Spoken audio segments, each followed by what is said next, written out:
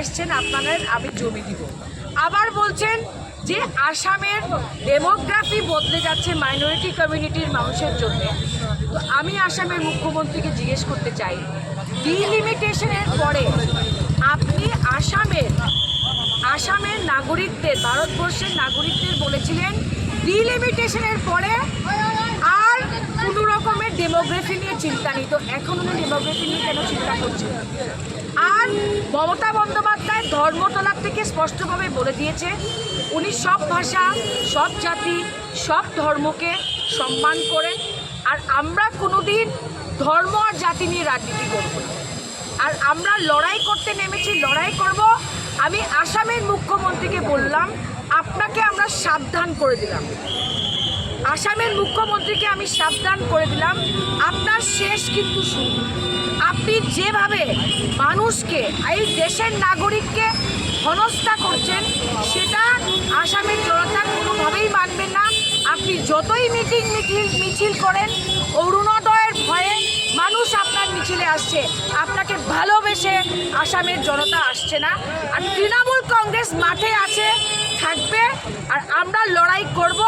আমাদের নেত্রী মমতা বন্দ্যোপাধ্যায় বিজেপিকে ভয় করেন। মানুষ ভোট দেয়। আমি মনে করি যে আসামে যে পরিস্থিতি আজকে তৈরি হয়েছে সেটার থেকে প্রতিকূল পরিস্থিতি তৈরি হবে। আজকে শিলচরের যুব সমাজ, আসামের যুব সমাজকে জিজ্ঞেস করতে চাই যে ফেসবুকে লিখলে পুলিশ তুলে নিয়ে যায়, ফেসবুকে লিখলে আজকে বিজেপির বিরুদ্ধে পুলিশ তুলে নিয়ে যায়। আমি বলবো সবাই ফেসবুকে লেখেন। আমিও দেখতে চাই আসাম পুলিশের কতটুকু ক্ষমতা আছে, কাকে কাকে নিয়ে যায় জেলে। আমরা জেল বড় আন্দোলন করব, লাগলে আমরা জেল বড় আন্দোলন করব। আমরা আসাম পুলিশকে ভয় করি না। আজকে বন্ধুগণ, ভয়ের রাজনীতি চলছে। আমি শিলচরের ব্যবসায়ীদের জিজ্ঞেস করতে চাই, আপনারা কি শান্তিমত আসাম রাজ্যতে ব্যবসা করতে পারছেন? প্রত্যেকটা ব্যবসায়ীকে আসামের মুখ্যমন্ত্রী ভয় দেখিয়ে দেখিয়ে আজকে তাদেরকে বাধ্য করছে বিজেপি করতে।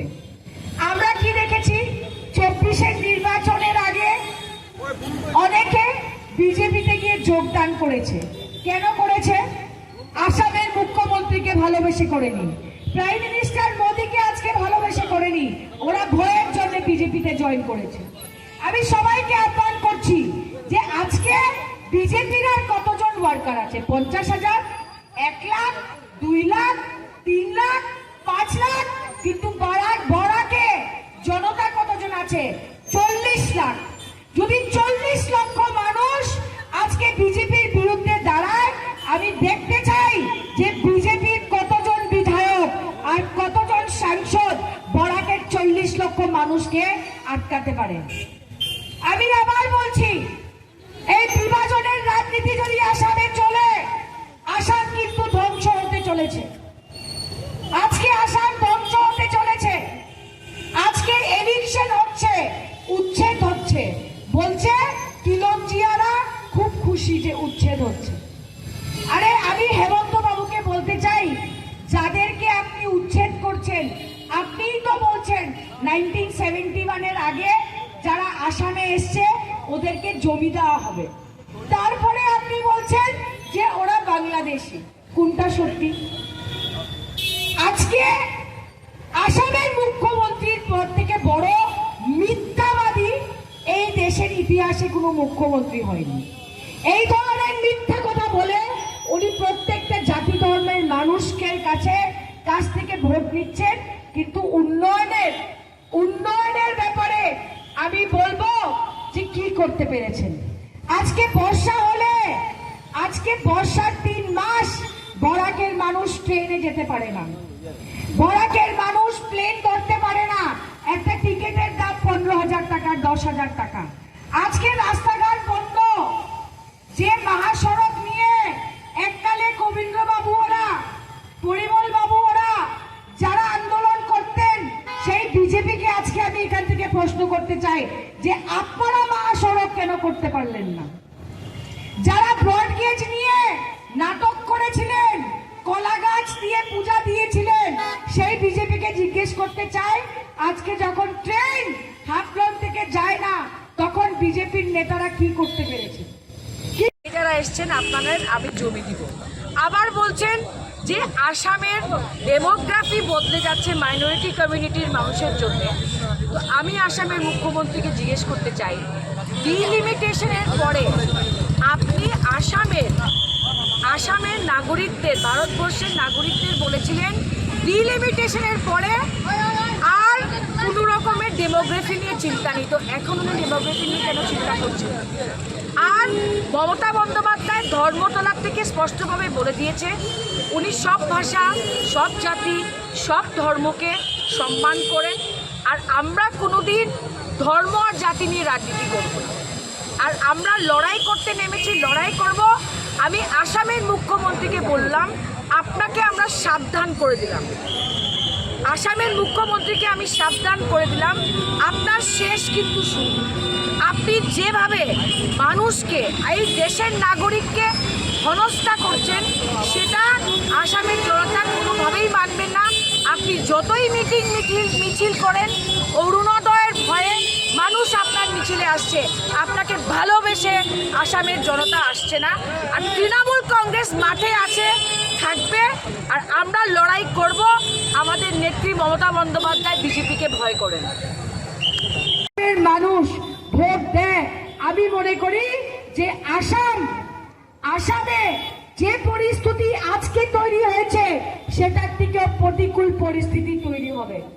আজকে শিলচরের যুব সমাজ, আসামের যুব সমাজকে জিজ্ঞেস করতে চাই যে ফেসবুকে লিখলে পুলিশ তুলে নিয়ে যায়, ফেসবুকে লিখলে আজকে বিজেপির বিরুদ্ধে পুলিশ তুলে নিয়ে যায়। আমি বলবো সবাই ফেসবুকে লেখেন। আমিও দেখতে চাই আসাম পুলিশের কতটুকু ক্ষমতা আছে, কাকে কাকে নিয়ে যায় জেলে। আমরা জেল বড় আন্দোলন করব, লাগলে আমরা জেল বড় আন্দোলন করব। আমরা আসাম পুলিশকে ভয় করি না। আজকে বন্ধুগণ, ভয়ের রাজনীতি চলছে।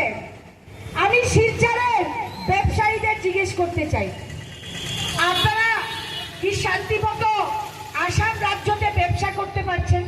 প্রত্যেকটা ব্যবসায়ীকে আসামের মুখ্যমন্ত্রী ভয় দেখিয়ে দেখিয়ে আজকে তাদেরকে বাধ্য করছে বিজেপি করতে। আমরা কি দেখেছি, 24-এর নির্বাচনের আগে অনেকে বিজেপিতে গিয়ে যোগদান করেছে। কেন করেছে? আসামের মুখ্যমন্ত্রীকে ভালোবেসে করেনি, প্রাইম মিনিস্টার মোদীকে আজকে ভালোবেসে করেনি, ওরা ভয়ের জন্য বিজেপিতে জয়েন করেছে। আমি সবাইকে আহ্বান করছি যে আজকে বিজেপির আর কতজন ওয়ার্কার আছে? 50,000, 1 লাখ, 2 লাখ, 3 লাখ, 5 লাখ, কিন্তু বরাকে জনতা কতজন আছে? 40 লাখ। যদি 40 লক্ষ মানুষ আজকে বিজেপির বিরুদ্ধে দাঁড়ায়, আমি দেখতে চাই যে বিজেপির কতজন বিধায়ক আর কতজন সাংসদ বরাকের 40 লক্ষ মানুষকে আটকাতে পারে। আমি আবার বলছি, এই বিভাজনের রাজনীতি যদি আসামে চলে, আসাম কিন্তু ধ্বংস হতে চলেছে। আজকে আসাম ধ্বংস হতে চলেছে। আজকে এভিকশন হচ্ছে, উচ্ছেদ হচ্ছে, বলছে তিলঞ্জিয়ারা খুব খুশি যে উচ্ছেদ হচ্ছে। আরে আমি হেমন্ত বাবুকে বলতে চাই, যাদেরকে আপনি উচ্ছেদ করছেন, আপনিই তো বলছেন 1971-এর আগে যারা আসামে এসছে ওদেরকে জমি দেওয়া হবে, তারপরে আপনি বলছেন যে ওরা বাংলাদেশি। কোনটা সত্যি? আজকে আসামের মুখ্যমন্ত্রীর পর থেকে বড় মিথ্যাবাদী এই দেশের ইতিহাসে কোনো মুখ্যমন্ত্রী হয়নি। এই ধরনের মিথ্যা কথা বলে উনি প্রত্যেকটা জাতি ধর্মের মানুষের কাছ থেকে ভোট নিচ্ছেন, কিন্তু উন্নয়নের ব্যাপারে আমি বলবো যে কি করতে পেরেছেন। আজকে বর্ষা হলে, আজকে বর্ষার 3 মাস বরাকের মানুষ ট্রেনে যেতে পারে না, বরাকের মানুষ প্লেন ধরতে পারে না।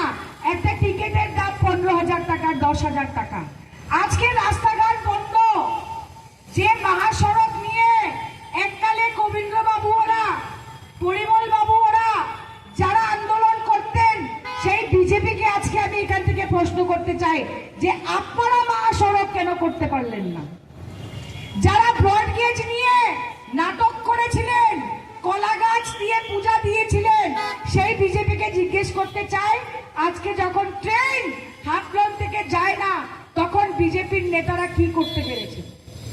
যিকোনো খবৰৰ বাবে যোগাযোগ কৰক 7099017330 লগতে 7099017110 নম্বৰত।